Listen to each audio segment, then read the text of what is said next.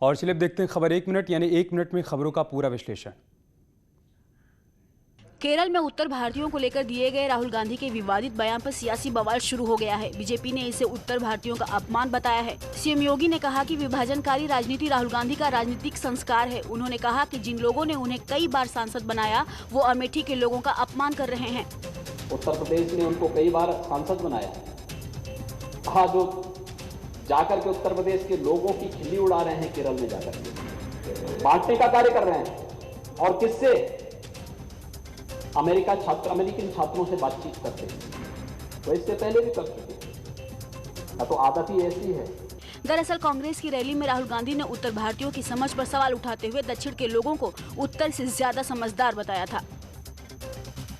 For the first 15 years, I was a member of parliament in the north. And for me, coming to Kerala was very refreshing.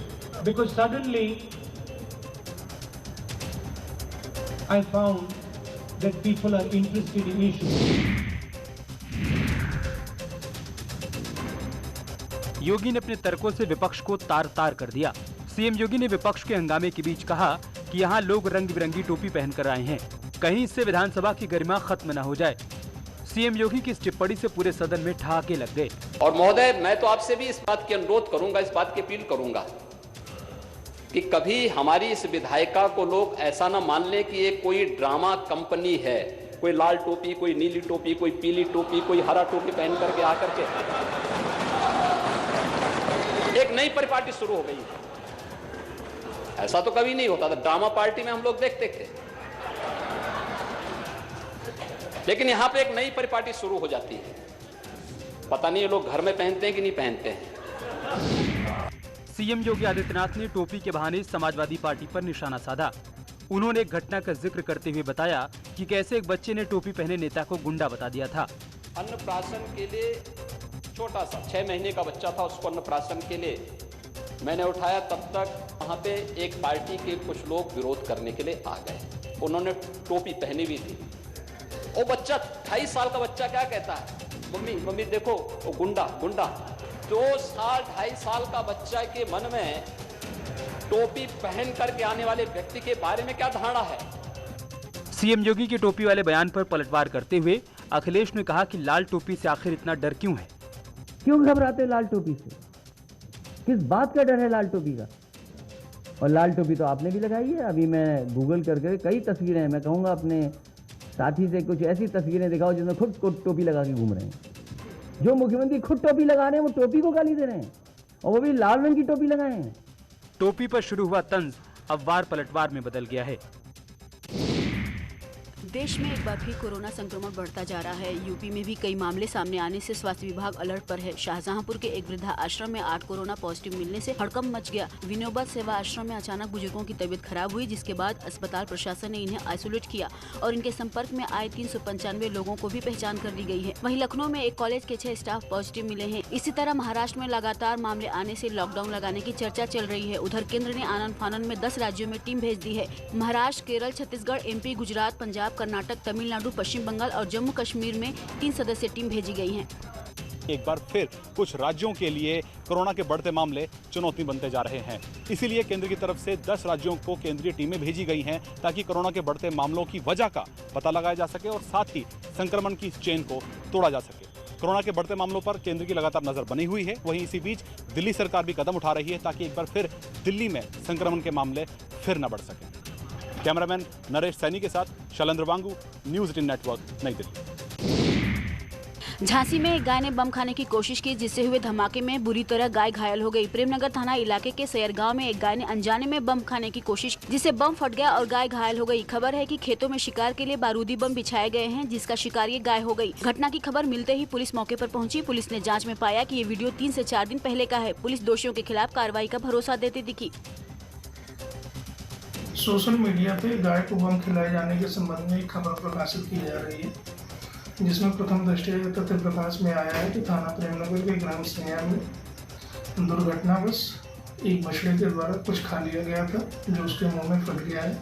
ग्रामीणों के द्वारा ही बछड़े का उपचार doctor के तिवारी के द्वारा कराया गया है। यह घटना 3-4 दिन पहले की है। अभी किसी प्रकार की कोई तहरीर प्राप्त नहीं हुई है।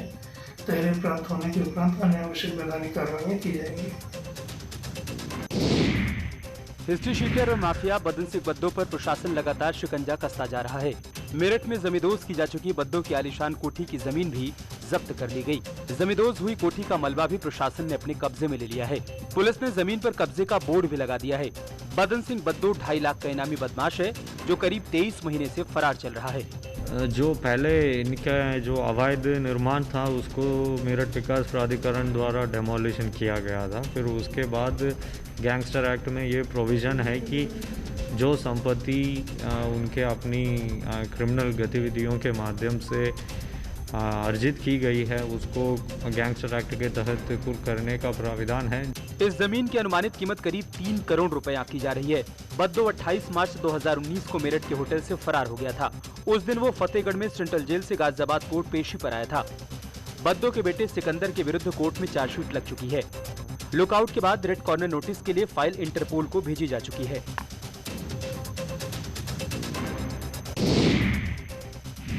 कानपुर के बिकरू कांड के गुनहगारों के खिलाफ गैंगस्टर एक्ट के तहत प्रॉपर्टी जब्त करने की कार्रवाई हो रही है। वारदात में शामिल पुलिसकर्मियों पर भी गाज गिरनी शुरू हो गई है। अब तक 36 आरोपियों को जेल भेजा जा चुका है और इस कांड से जुड़े जय वाजपेयी, विकास दुबे और उसके गुर्गों की संपत्ति भी जब्त हो चुकी है। खास बात है कि अब इस मामले में 2 पुलिसकर्मियों की भी संपत्ति कुर्क की जाएगी। इसमें चौबेपुर के तत्कालीन एसओ विनय तिवारी और बिकरू की चौकी इंचार्ज शामिल हैं।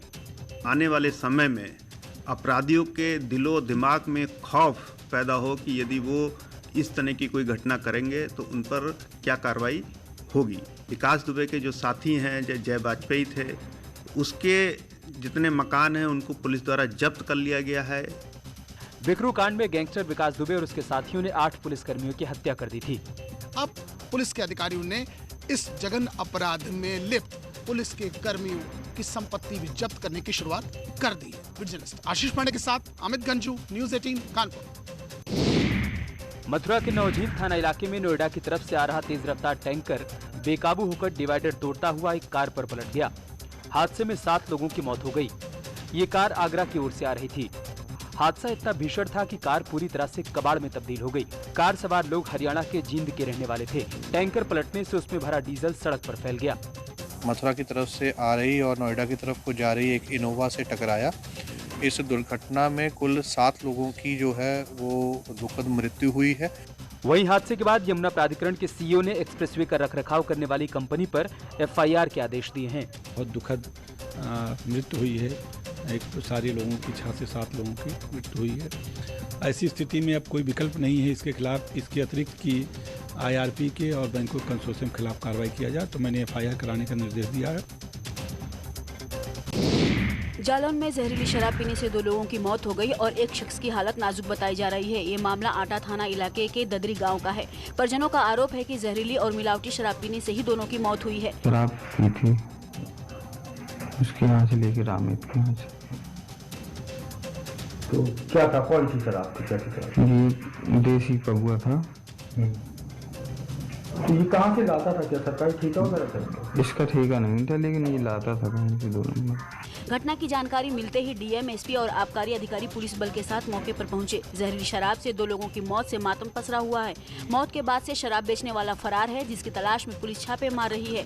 खुद डीएम ने भी कई ठिकानों पर छापा मारा। 4 लोगों ने बैठकर पार्टी की थी, जिसमें से 2 लोगों की 1 लोगों का देहांत हो गया है, जिसका अंतिम संस्कार किया जा चुका है, और 1 लोगों को पोस्टमार्टम के लिए भेजा गया है। जो तीसरा व्यक्ति है उसको थोड़ी सी तबीयत खराब लग रही थी, उसको हॉस्पिटल में एडमिट कराया गया है, अभी वो ठीक है।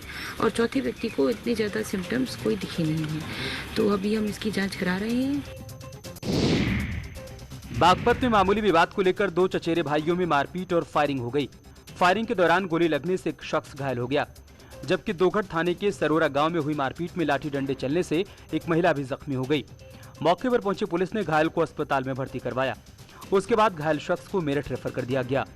घटना की गंभीरता को देखते हुए पुलिस के आला अधिकारी मौके पर पहुंचे। फिलहाल पुलिस पूरे मामले की पड़ताल कर रही है।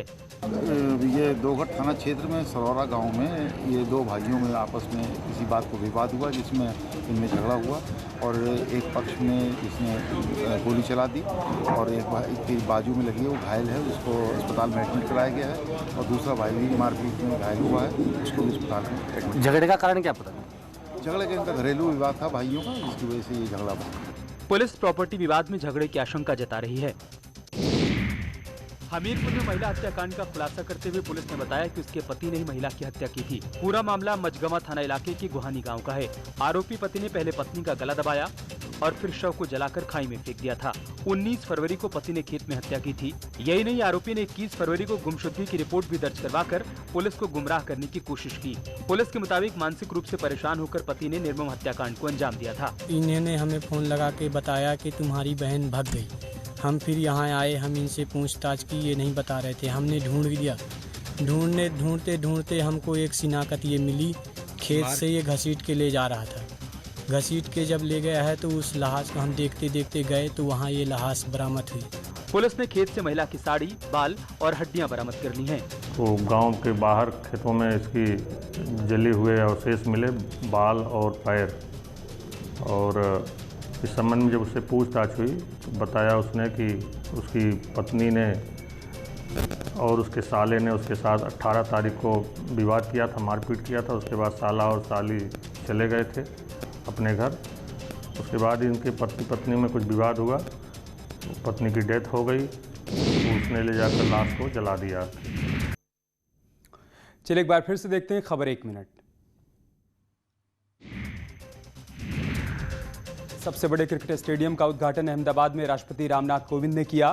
केंद्रीय गृह मंत्री अमित शाह ने ऐलान किया कि स्टेडियम का नाम नरेंद्र मोदी स्टेडियम होगा। ये स्टेडियम सरदार वल्लभ भाई पटेल स्पोर्ट्स एनक्लेव के तहत आएगा, जिसका राष्ट्रपति रामनाथ कोविंद ने भूमि पूजन किया। इस विशाल स्टेडियम में 1,32,000 दर्शक मैच देख पाएंगे। अब तक दर्शकों की संख्या के लिहाज से कोलकाता का ईडन गार्डन सबसे बड़ा स्टेडियम था। वहीं राष्ट्रपति और केंद्रीय गृह मंत्री अमित शाह ने ग्राउंड पर जाकर भारत और इंग्लैंड के खिलाड़ियों के साथ मुलाकात की, तो भारत की तरफ से 100वां टेस्ट मैच खेल रहे ईशांत शर्मा को मोमेंटो भी दिया गया। इंग्लैंड की पहली पारी 112 रन पर ऑल आउट हो गई।